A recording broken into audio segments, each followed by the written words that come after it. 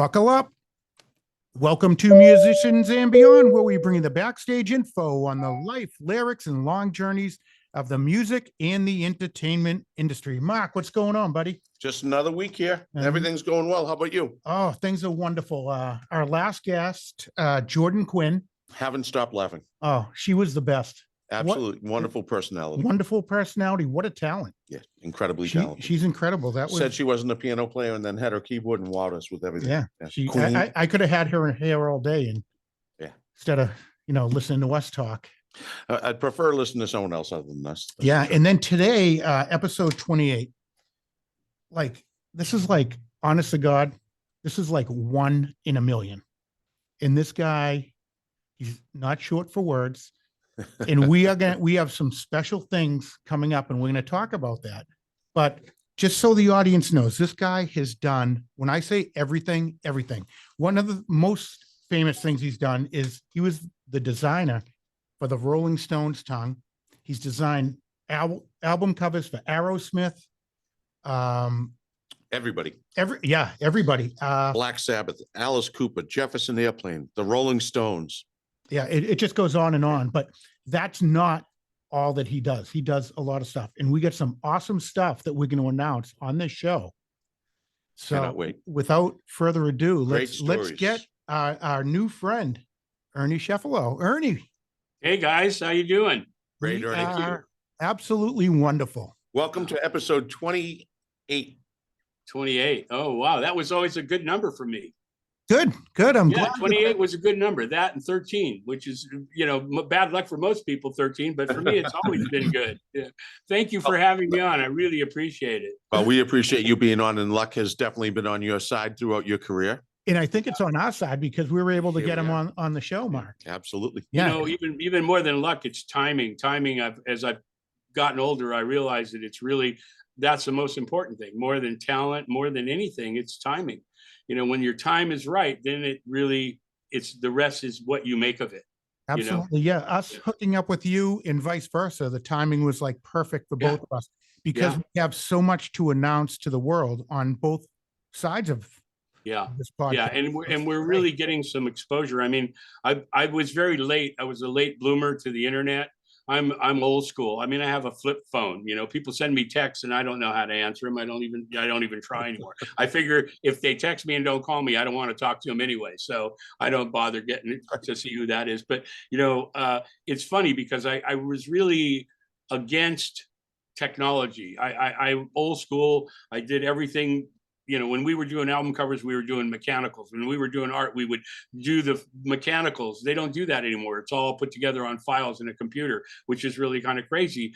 But I've been able to, unlike the dinosaurs that I started out with, I've been able to avoid the oil pit because I'm able to take my ideas and put them into a sketch form that I can outbeat anybody on a computer. So it's like, remember John Henry and the nail driving machine when he has the feud with the machine and it's him and it's this and he ends up dying, which we all do, but he beats the machine. And I'm kind of that same way. I can, convince a client that he's going to spend less money with me doing sketches and giving them ideas faster than somebody can build it on a computer. And they build 3 or 4 things, they all look finished and you pay for all of them, even though you only buy one. So I've been able to figure out a way to keep myself relevant. And thank you guys for helping me do that. I mean, it's a great honor to be on your show and for you guys to talk about me the way you talk about me. I never really saw it that way. I'm just another guy doing what he loved to do and never had to have a job.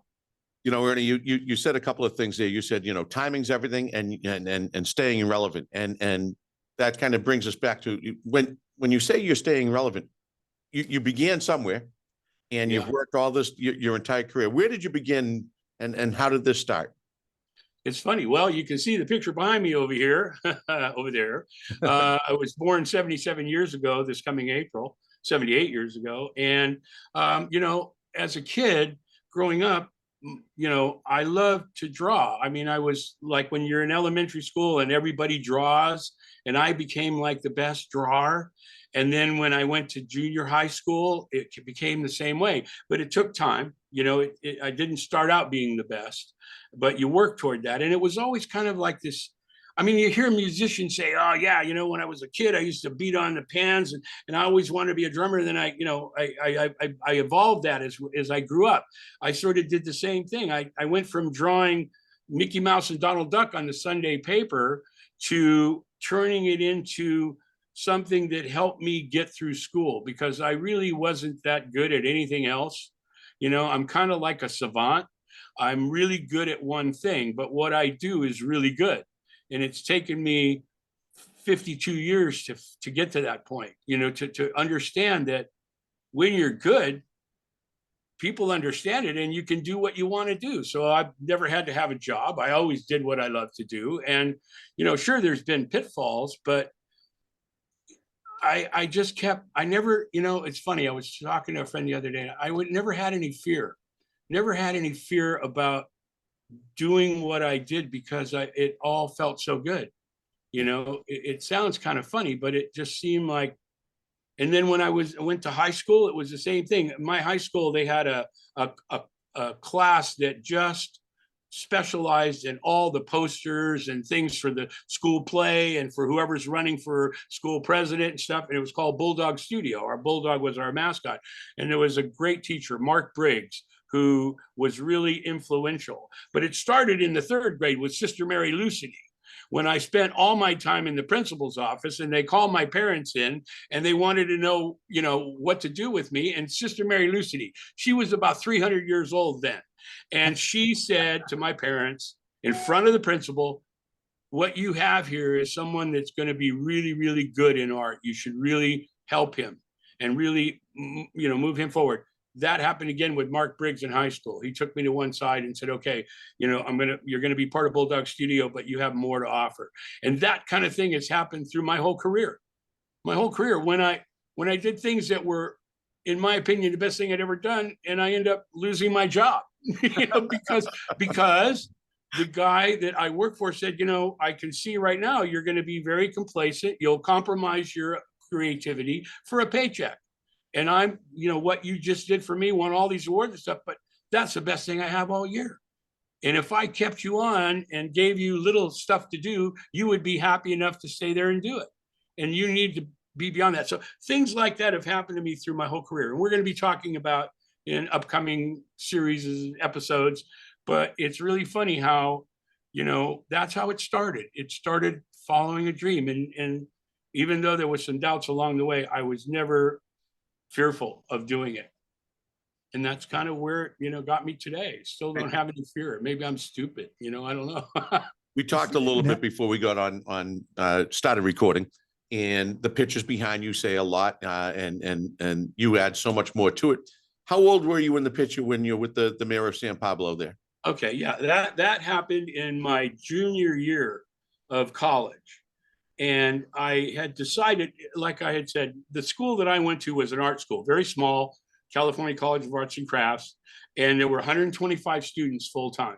Most of them lived in Haight-Ashbury in San Francisco, and we were in Oakland. And so it was the kind of school that exposed you to all different kinds of art. You know, one semester I wanted to be a jeweler. Then I took a ceramics class and I changed my major to be a ceramicist. Then I took a fine art class and I changed it to be a fine artist. And so by my junior year, freshman, sophomore, junior, by my 3rd year of college, I realized that I'm not going to be able to make any money as a fine artist. Okay. I'm at best mediocre. You know, I'm not going to be a jeweler. I'm not going to be able to be any of these things. How do I look? I mean, my parents are putting me through college. You know, I got to come up with something that's going to be able to give them some money back, or give it at least pride in what I've done and what they've spent money on. And so I decided that advertising was going to be the way to go. Okay. Even though it was like taboo in the school that I went to, unlike Art Center in Los Angeles, where everybody goes there to either be a car designer or work in an ad agency. That's what they do. They have other classes for our fine artists and stuff like that, but it wasn't as heavily focused on as the school that I went to. So I realized, like I said, at that point that I needed to make some money, and there was this contest. So I changed my major to design and advertising. And there was this contest that the city of San Pablo, I'll get over here, the city of San Pablo put out to pretty much everybody to design the logo for the city of San Pablo. And there were 2,000 entries, and I entered an idea and I ended up winning. I won the contest. That was probably the first big thing that I made money. I made $500. Usually I painted gas station windows and grocery store windows at Christmas. And when I make a few bucks here and there, but you know, this was a real thing. This was something that I could show in a portfolio, because my dream at that point was to go to New York. I needed to go to New York. I was already kind of freelancing. I had a shoe account that I would do newspaper ads for. And I worked for Walter Landers.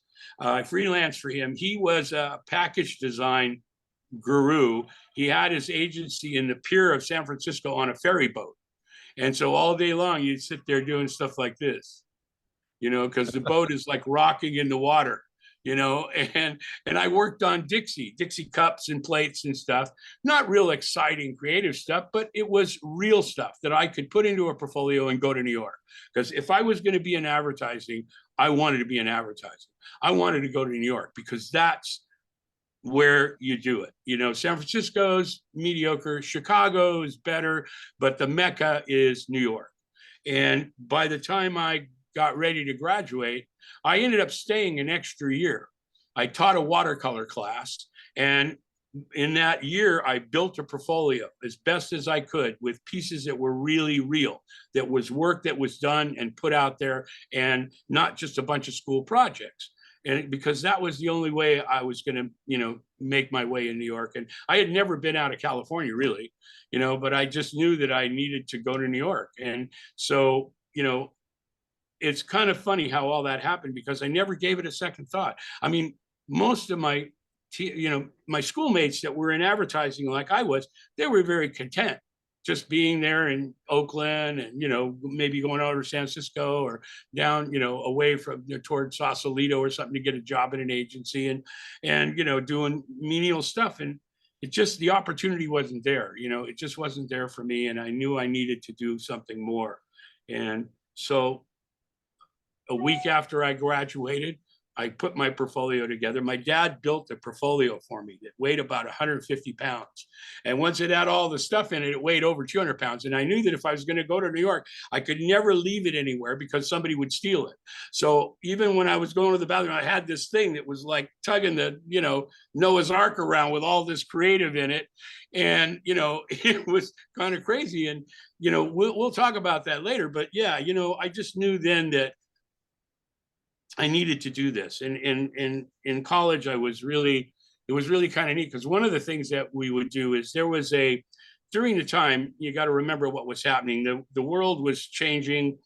The Vietnam War was happening. We were a mile from the Berkeley campus, okay, where all the riots were happening, all the peace marches and stuff.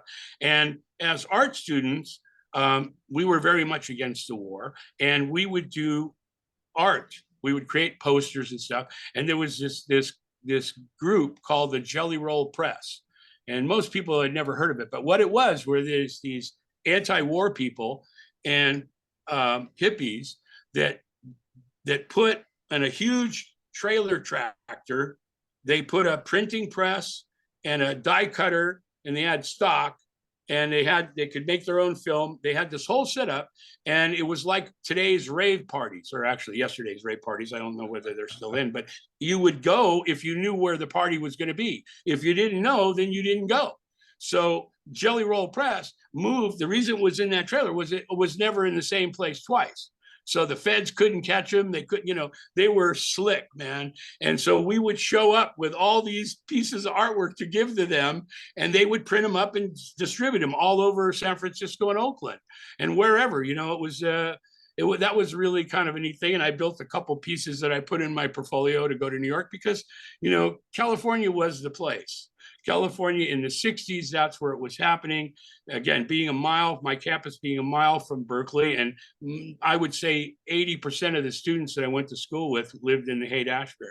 You know, I just have to say, real quick, one thing, it's very rare. I'm never going to get to say this, but you mentioned the rave parties and how a friend of mine, a fellow hockey dad, is going to get a kick out of this episode. Number one, because you're here, and he is a huge music and he'll appreciate your artwork, but he was also known as the Rave Lord. So Nice. little mention to him and a little nod to him. And so he knows what you were going through and what you were taking part in. Yeah, it's funny because, when Ken Kesey and the Merry Pranksters went across the U.S. turning everybody onto LSD, and the hog farm was happening in the East Coast, I had a client. I was a big fan of Wavy Gravy and what they were all doing, and Ken Kesey, and a schoolmate of mine was making all the LSD for them to take across the United States. He worked in a hospital. He ran a lab at Merritt Hospital, but on the side he was making LSD. And so anyway, I had a client years later that we'll talk about in more detail, Panavision motion picture cameras, and I get this account. And we're sitting there, and to celebrate the account, I got a mohawk. Okay, so I'm there with a mohawk, and I'm sitting in this meeting with the Jack Holzman, who owned Elektra Records. It sold it to Warner Brothers, and then they put him in charge of Panavision.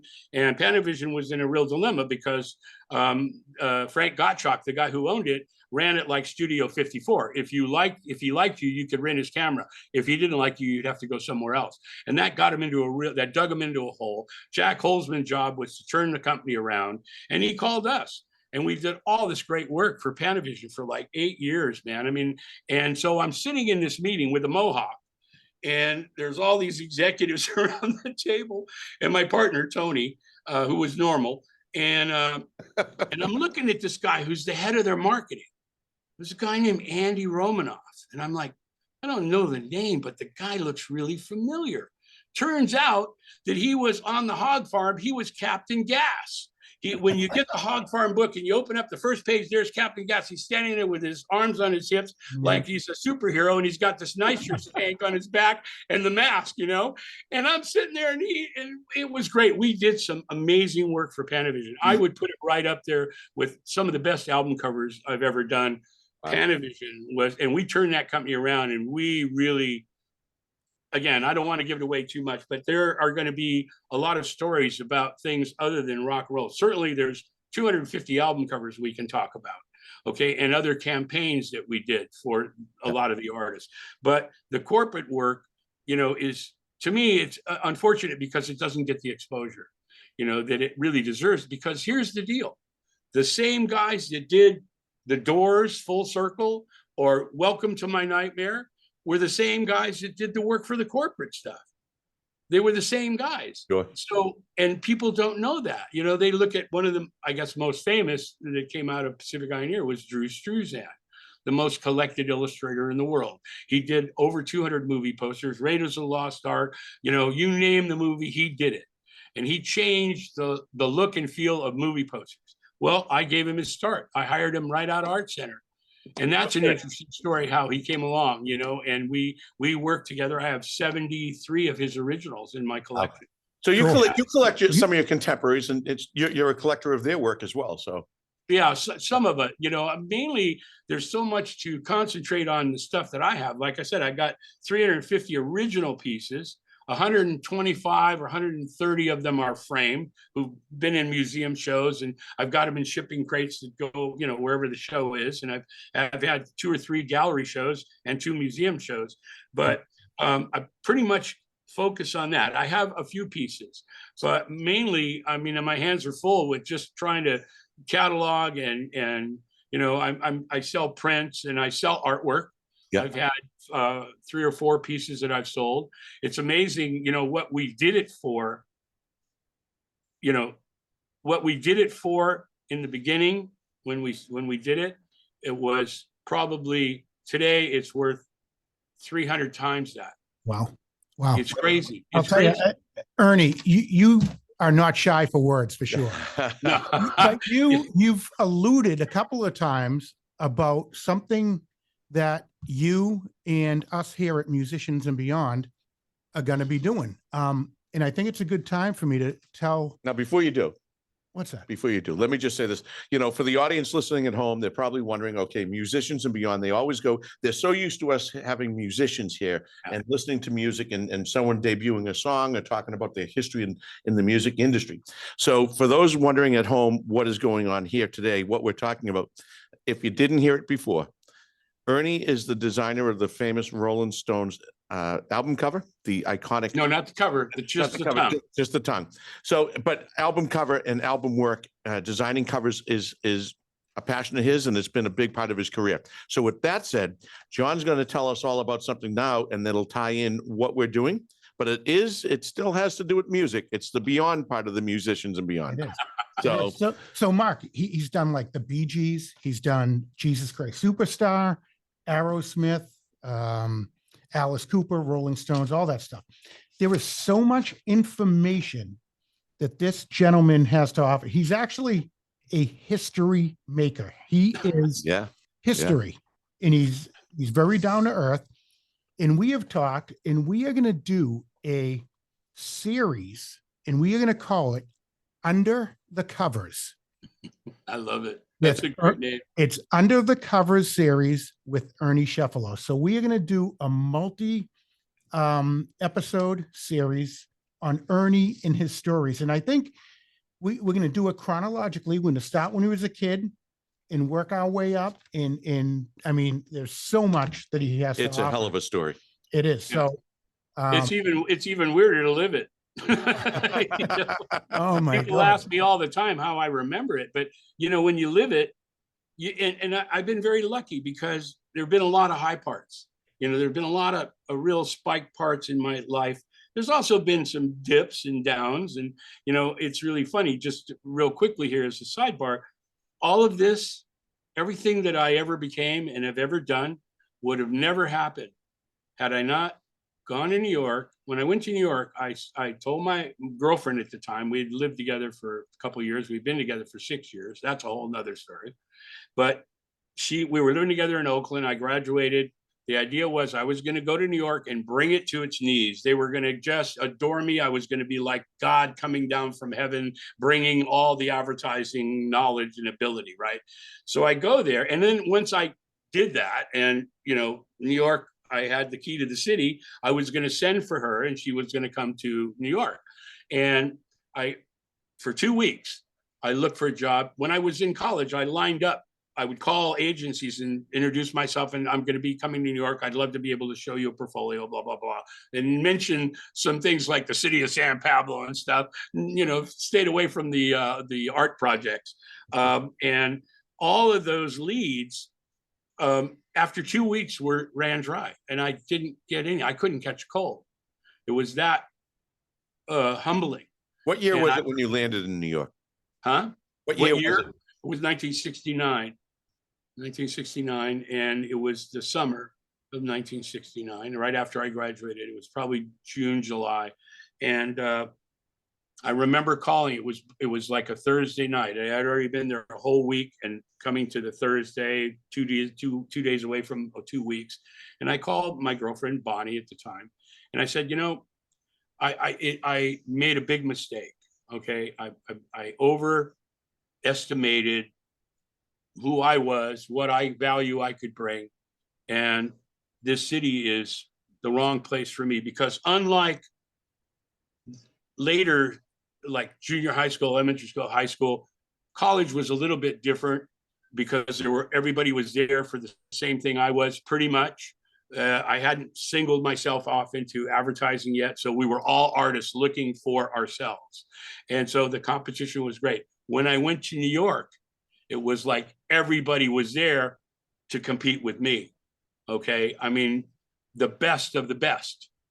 And I didn't give that a second thought. Like I said, I never really had any fear, but maybe I should have. Maybe I should have said, hey, I'm really getting into something here that I haven't really thought out. I mean, this is a big thing. I didn't packed up my portfolio and got on a plane and went. I didn't know anybody. Ended up in Brooklyn. I thought I could get on a subway, and as long as I stayed on any subway, I could get to wherever I needed to go eventually. So I ended up in some weird places, man, but it took me a while. But anyway, after that week and a half or so, I called Bonnie and I said, look, I made a big mistake. You know, you were never really high on coming to New York anyway. Both our families are in San Jose. We have a nice apartment in Oakland. I'm freelancing there. I'm sure I could get where I'm going to come home. I'm going to come back because I misjudged it. And it's like the old saying, but with a spin, different spin, is behind every great man is a great woman. It's alongside every great man is a greater woman. Because she said to me, okay, if you want to come back, go ahead, but I'm not going to be here when you come back. And I said, where are you going to be? Where are you going?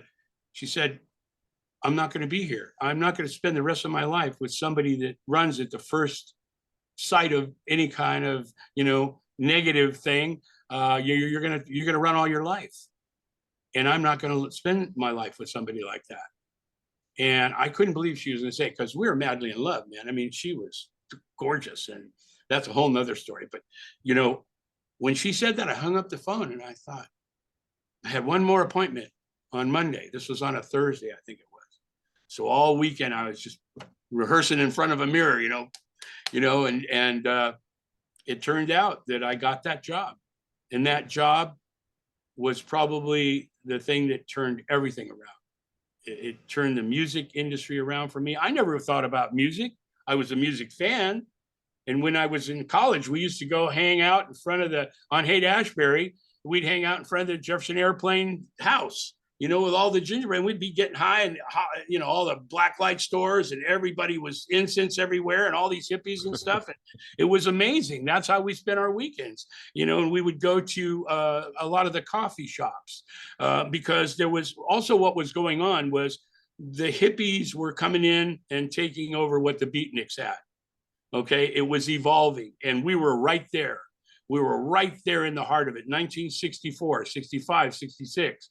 And we would take our sketchbooks and go to these coffee shops and sketch and hang out. And then, the free concerts on the Berkeley campus with, Peter, Paul, and Mary and Richie Havens.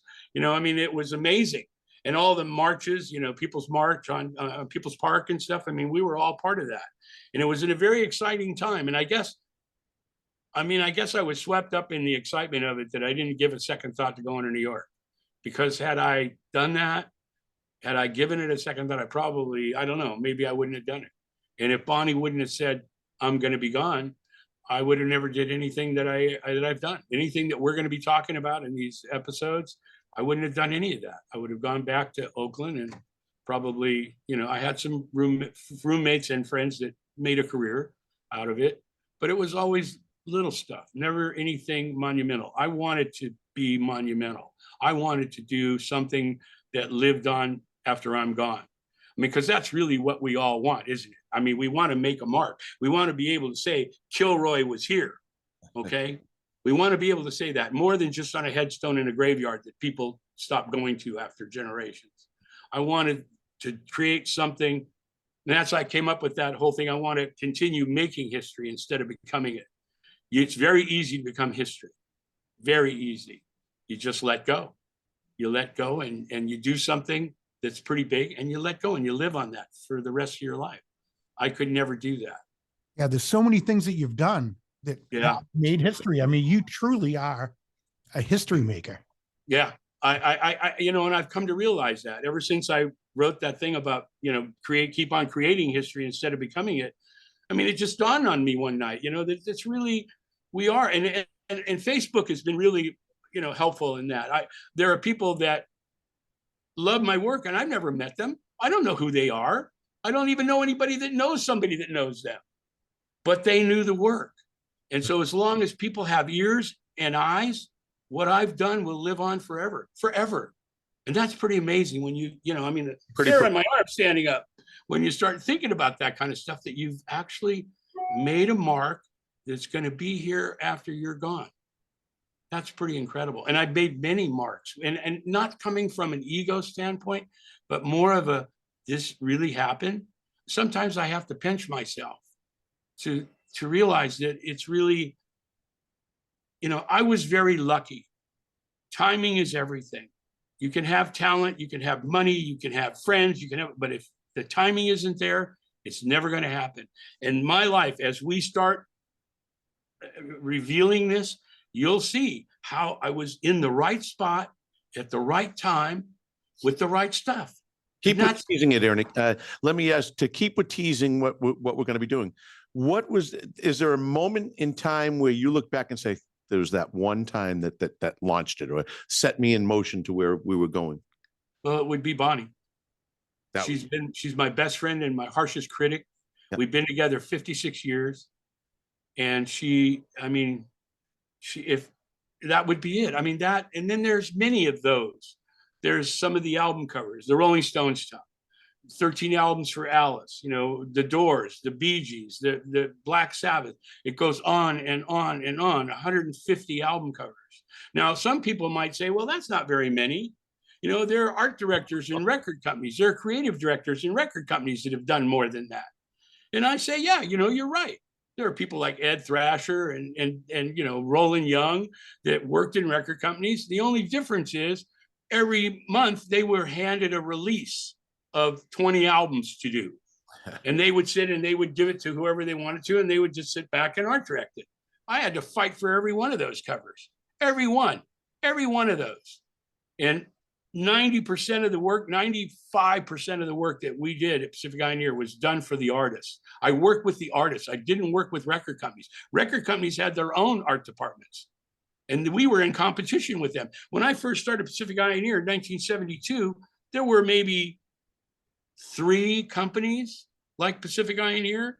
2 of them were in LA, and one of them was in Europe. It was the ones, Hypnosis, that did all the Pink Floyd covers and stuff like that. And, the difference between us and them was they were mainly photographic and we were mainly graphic, because I had 6 illustrators on staff.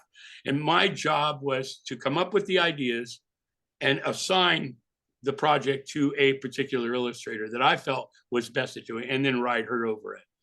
And so those 250 album covers, there was a lot of blood, sweat, and tears, unlike the group, that went into those, and each one of them has a great story. Each one of them does. The littlest, and it's the weirdest thing, the littlest ones, you asked me about ones that were sometimes the littlest ones were the biggest story. Wow. Which is really weird.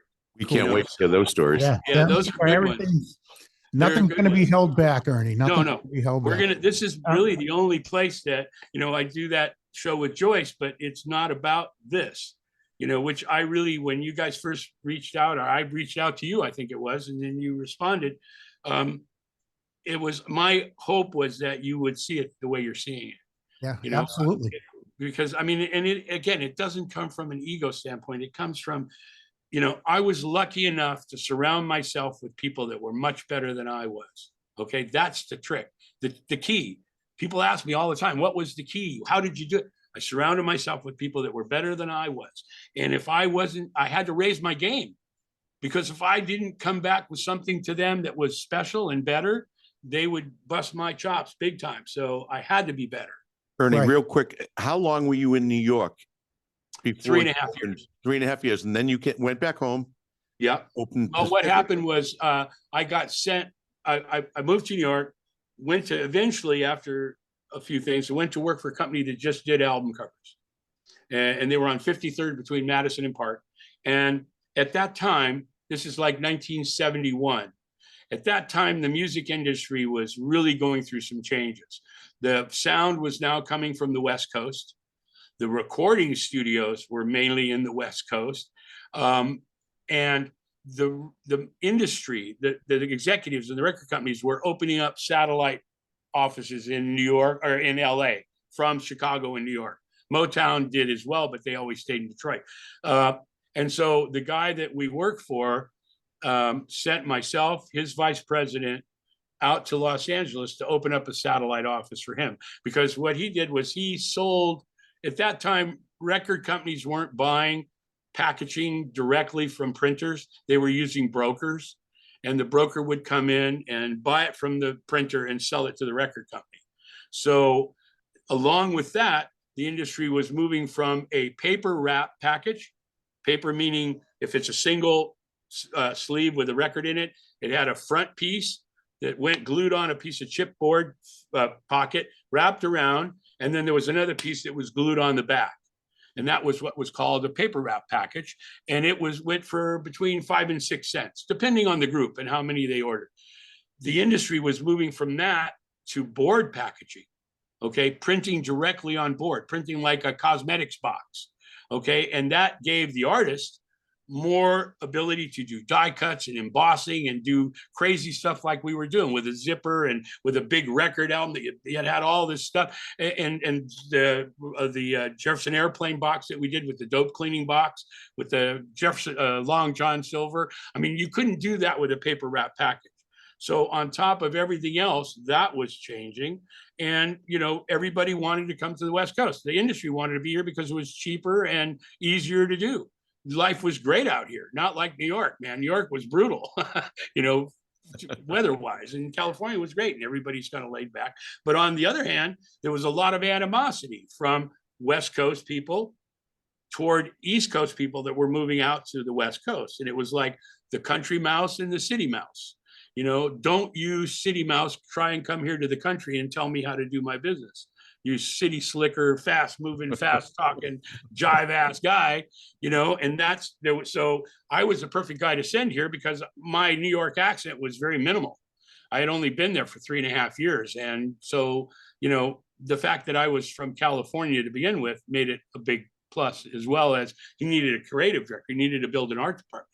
So what ended up happening was his vice president of sales and myself and his head of production decided on a mescaline trip one night that we were fed up with working for him. We were fed up with the idea of going to work for somebody else because it would just end up in the same place. And we decided that we would start our own company called Pacific Pioneer. And our tagline was, our mothers always wanted us to be doctors. So we started that way, and you know, it was great. It was a great 14.5-year ride that we're going to have a lot of stuff to talk about. Cool. Awesome. We're looking forward to it. So Pacific Pioneer, that's your company. And our listeners can go to your website and they can actually buy a lot of your products. Yeah, at originalalbumcoverart.com is my merchandising site, because I have all the rights to the work, because all of it was done work for hire and I owned the agency. It was the same reason why I didn't get credit for the Rolling Stones song or the Grand Funk's E Pluribus Funk or School's Out for Alice Cooper or the Cheech and Chong Big Bamboo album that I did. I didn't get any credit for any of that because the guy that I worked for, when we left, let's put it this way, I never got a Christmas card from him after that. Okay. So, and he didn't stay in business very much longer after that. But you were the real creator. I was. Yeah, I was the creative force behind all of it. I mean, it was my forte. Even though I'm an artist, I'm kind of like a half-ass artist. But when it comes to graphics, graphic design, like the Jesus Christ Superstar logo or the Rolling Stones song, I'm a graphic designer. And I needed illustrators because that was really the industry. Musicians and groups were really going toward doing illustrations rather than photography. So we were in the right place at the right time. We had a staff photographer, but I had 6 illustrators. And we did, I got to tell you, guys like Drew Struzan, Bill Garland, Joe Garnett, Carl Ramsey, Ingrid Hinke, those people went on to become pretty major. None of them is as famous as Drew, but you know, each one of them became a real leader in the industry that they went into. But we all started at the same time, coming up together. I mean, I was a creative director. I didn't know what that meant. Right. I just did what I felt I had to do. Come up with an idea, do some lettering, do some graphics if it's needed, and just direct. Gotcha. Pretty cool. So I also want to give a shout out to Goldmine Magazine. Yeah.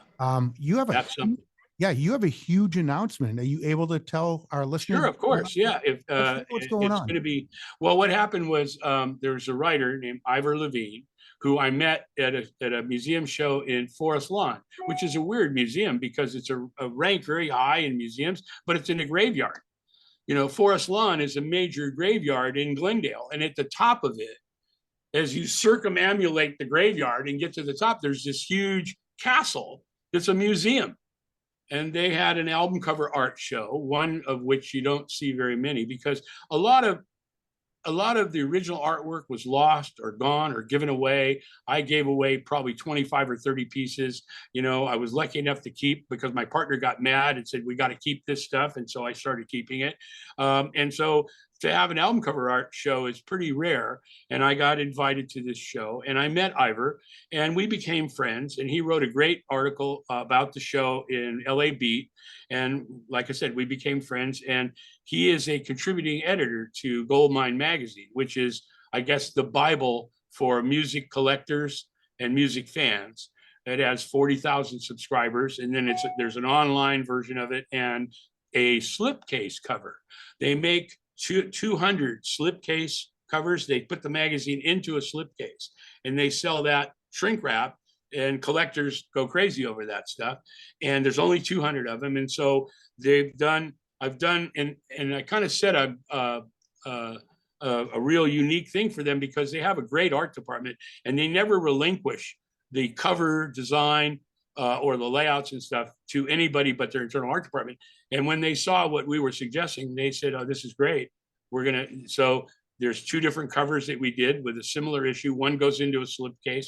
The other one goes on newsstands to subscribers and online. And so there's a 20-page article about myself and Pacific Ioneer and some of the stuff, and a lot of pictures of the stuff we did. And for me, that's really pretty amazing.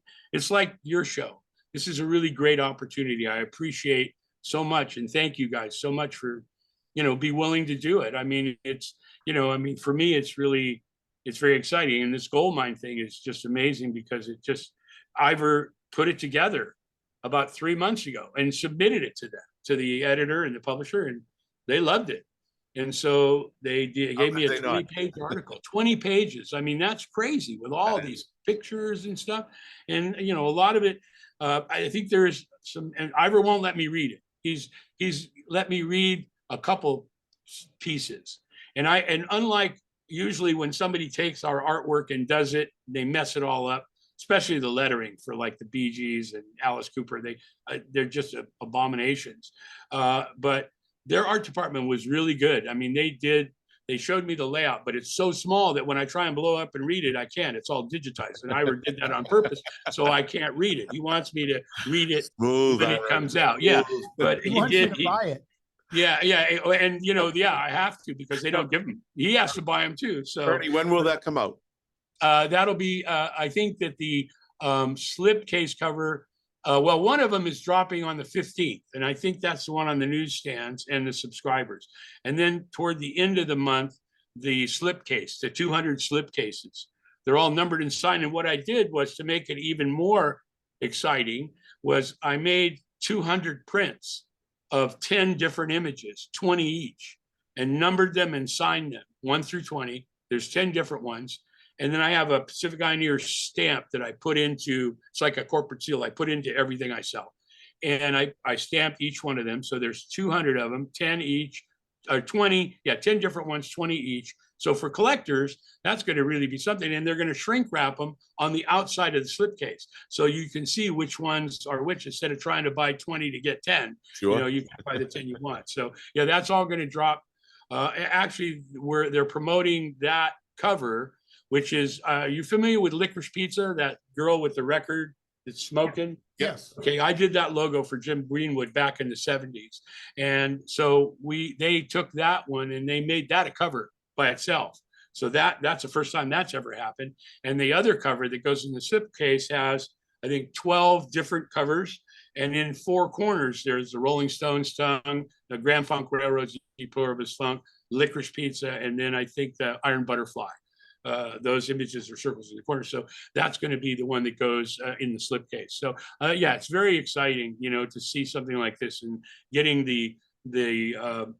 getting the word out there. I mean, Goldmine, I had always been familiar with the magazine. I had heard of it. I never really bought an issue, but now I'm going to buy quite a few, I got a good customer. I mean, I'm buying them all, but anyway, so that's going to be happening, and we can talk about that as it evolves. And I can also send you some images if you want of the covers. I have the one with the girl with the record, and that one's great because it's the cover, and it's something like, I'm paraphrasing, serving up hot album cover art or something, and then Ernie Cefalu, my name's on it with a thing, and it's just really, it's very fulfilling to see that kind of thing, because it's taken me, I mentioned to you guys, I was a late bloomer on the internet, and a lot of people have taken credit. I found that people, because there was never really a credit for me on anything that we ever did.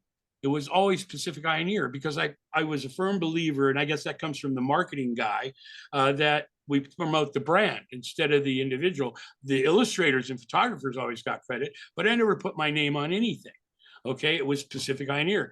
So as I started getting into the internet, I would go and Google an album cover, and I would see, Pacific Ioneer, but then as a creative director, some guy I never even heard of. And there are people that go around and find situations like that and put their name in and just do it. I mean, it's crazy. It's kind of nuts, but, and I've caught a couple of them and got them to change it. But, it's really weird how people will take credit for something they didn't do. Yeah, sad. I paid that price when I left the guy that I worked for and started Pacific Ioneer. I knew that when I walked away from that company, that all those things that I had done, all those things that everybody was talking about, short of Jesus Christ Superstar, because I did that before I went there, Right. I would never get credit for it.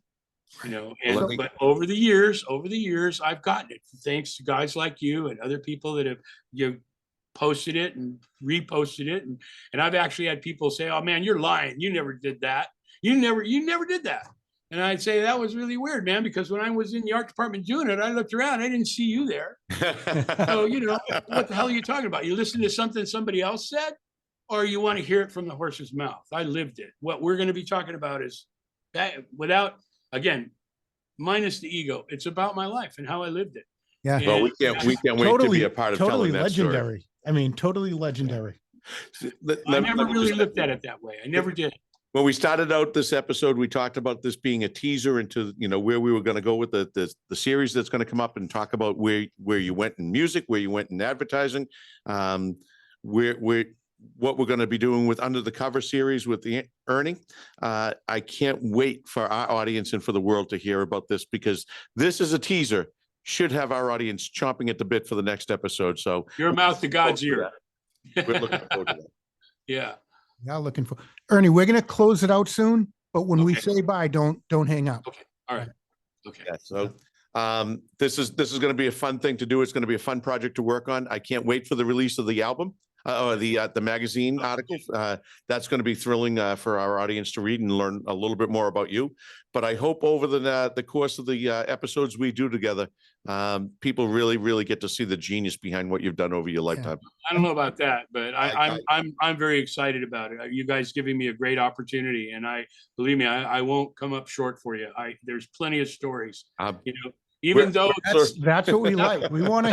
That was one of the things when I was with Ivor and he was putting together this magazine. It's very, very secretive, and he'd say, give me stuff that nobody's ever heard of or nobody's ever seen. And I said, or why did you post that? Because that could have gone on. I said, every story that I tell you, there's at least 3 or 4 or more stories that I'm not telling you about that same thing. Okay. Because I lived it every day, and every day was, is every day the same for you when you get up? It's always crazy, or it's good, or it starts out good and goes crazy, or starts out crazy and goes good. So every day is kind of like a unique opportunity to start all over again and record it. And I've been lucky enough to, still remember it.